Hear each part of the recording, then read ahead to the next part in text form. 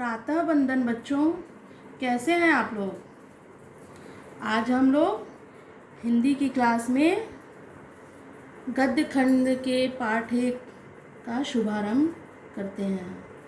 आपका जो पाठ्यक्रम है गद्यांश में जो पढ़ने हैं उसमें पाठ 1 में डॉक्टर वासुदेव शरण अग्रवाल से हम लोग शुरू करते हैं।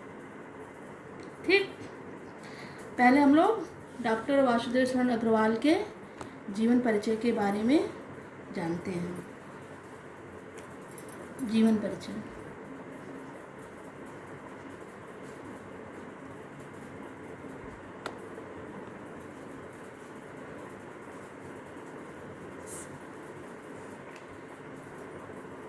डॉक्टर वासुदेव शरण अग्रवाल का जन्म सन 1904 ईस्वी में मेरठ जनपद के खेड़ा ग्राम में हुआ था। इनके माता पिता लखनऊ में रहते थे, अतः उनका बाल्यकाल लखनऊ में ही व्यतीत हुआ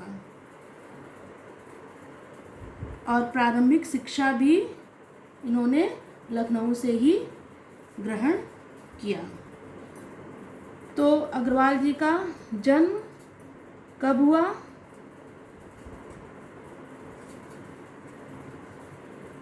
जन्म 1904 ईस्वी में। कहाँ हुआ?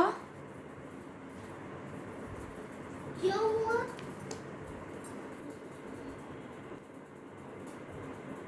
इन्होंने काशी हिंदू विश्वविद्यालय से एमए की परीक्षा उत्तीर्ण की और लखनऊ विश्वविद्यालय ने पाणिनिकालीन भारत शोध प्रबंध पर इनको पीएचडी की उपाधि से विभूषित किया। अग्रवाल जी ने पाली, संस्कृत, अंग्रेजी आदि भाषाओं तथा प्राचीन भारतीय संस्कृति और पुरातत्व का गहन अध्ययन किया।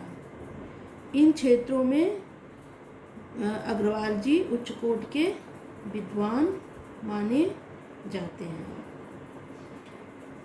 शुरू करिए। अग्रवाल जी की मृत्यु सन 1967 ईस्वी में हुई थी। मृत्यु कब हुई थी? सन 1967 ईस्वी में।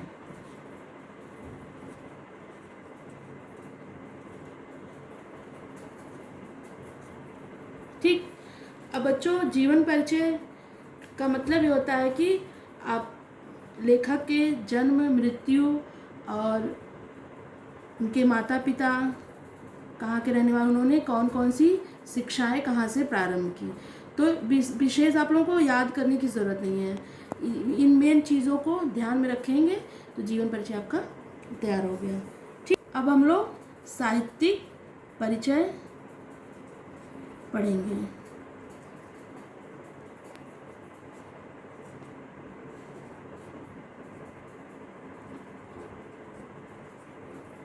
साहित्यिक मतलब साहित्य में क्या योगदान है अग्रवाल जी का, उसके बारे में हम लोग जानेंगे। डॉक्टर अग्रवाल मुख्य रूप से पुरातत्व को ही अपना विषय बनाया। साहित्यिक योगदान क्या है अग्रवाल जी का? पुरातत्व विषय।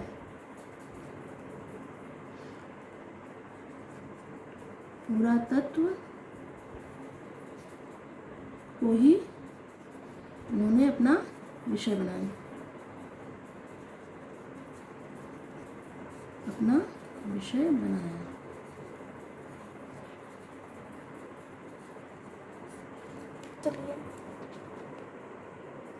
इन्होंने प्रागैतिहासिक, वैदिक तथा पौराणिक साहित्य के मर्म का उद्घाटन किया और अपनी रचनाओं में संस्कृति तथा प्राचीन भारतीय इतिहास का प्रामाणिक रूप प्रस्तुत किया।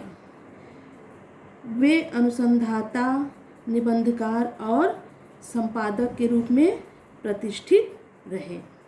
ठीक, साहित्यिक सेवाएं क्या थी?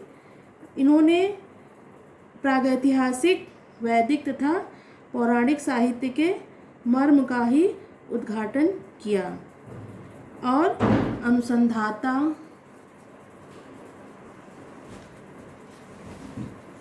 अनुसंधाता,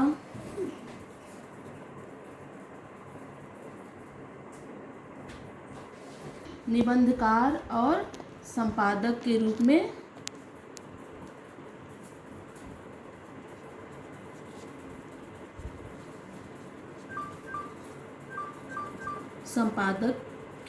में इन्होंने ख्याति प्राप्त की।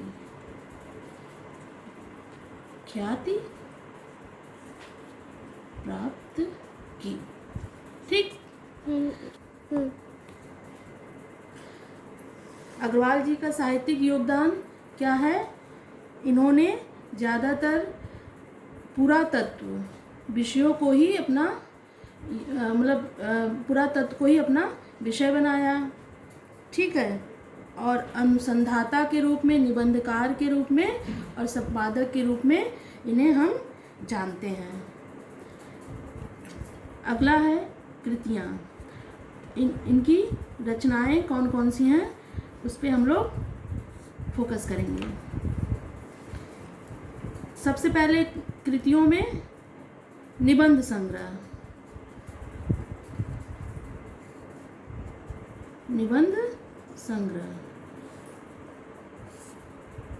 निबंध संग्रह में है पृथ्वीपुत्र,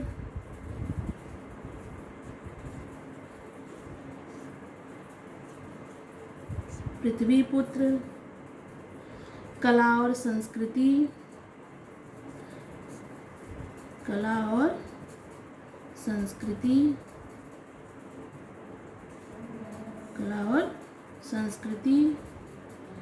कल्प वृक्ष,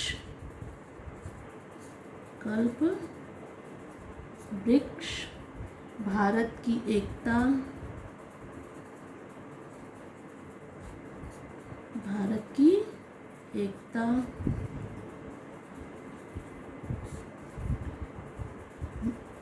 पांचवा है माता भूमि,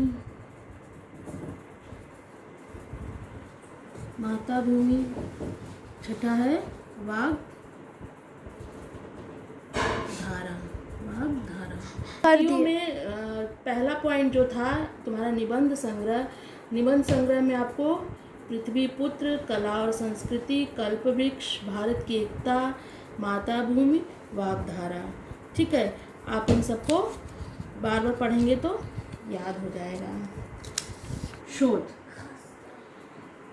अग्रवाल जी ने पाणिनि कालीन भारत पर शोध किया है। किस पे किया है? पाणिनि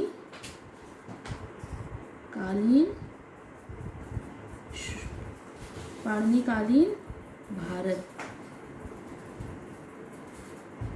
ठीक। अगला है संपादक।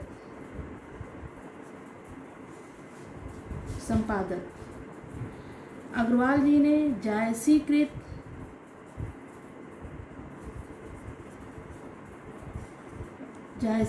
पद्मावत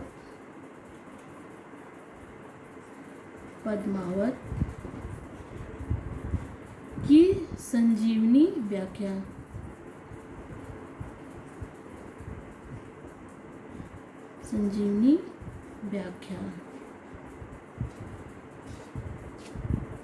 व्याख्या और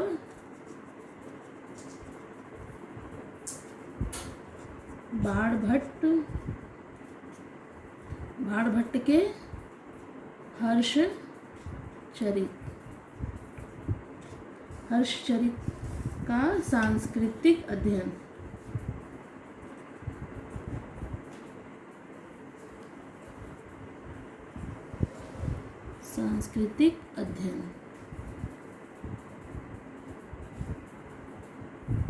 अध्ययन का आपने संपादन किया है। ठीक। शोध पाणिनि कालीन भारत है और संपादक किन का किया इन्होंने? जायसीकृत पद्मावत। ठीक। जानते ही हो तुम लोग कि जायसीकृत पद्मावत किसकी रचना है? जायसी की। तो जायसीकृत जो पद्मावत है उसकी इन्होंने संजीवनी व्याख्या की और बाणभट्ट का हर्षचरित है उसका उन्होंने सांस्कृतिक अध्ययन किया। ठीक। अब हम लोग भाषा शैली पर प्रकाश डालेंगे।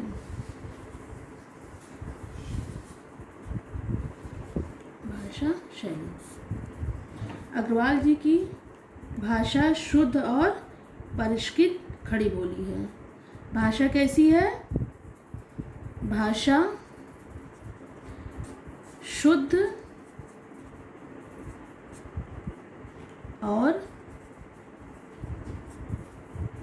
परिष्कृत खड़ी बोली।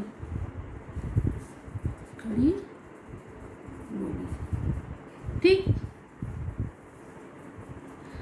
अग्रवाल जी ने अनेक देशज शब्दों का भी प्रयोग किया है, जैसे अनगढ़, कोख, चिलकते आदि। इन शब्दों के प्रयोग से भाषा में सरलता और सुबोधता उत्पन्न हो जाती है और साथ ही उसमें व्यावहारिक भाषा का जीवन सौष्ठव भी देखने को मिलता है। ठीक है, अब हम लोग देखेंगे शैलीगत विशेषता। शैलीगत विशेषता। शैलीगत विशेषता में नंबर 1 है विचार प्रधान शैली। विचार प्रधान शैली। विचार प्रधान शैली अग्रवाल जी ने प्रायः गंभीर और चिंतनपूर्ण विषयों पर लेखनी चलाई है, अतः उनकी शैली कैसी है? वह विचार प्रधान है। ठीक, हम लोग जो निबंध पढ़ेंगे उसमें का एक उदाहरण हम आप लोगों को बताते हैं कि कैसे उनकी शैली विचार प्रधान। जो राष्ट्रीयता पृथ्वी के साथ नहीं जुड़ी, ठीक, वह निर्मूल होती है। राष्ट्रीयता की जड़ें पृथ्वी में जितनी गहरी होंगी उतनी ही राष्ट्रीय भावों का अंकुर पल्लवित और पुष्पित होगा। ठीक, दूसरा है इनकी गवेषणात्मक शैली। गवेषणात्मक शैली। गवेषणात्मक शैली। गवेषणात्मक शैली इन्होंने पुरातात्विक अन्वेषण से संबंधित रचनाओं में किया है। गवेषणात्मक शैली कहाँ पे प्रयोग किया है? पुरातात्विक अन्वेषण में। ठीक, अगला है व्याख्यात्मक शैली।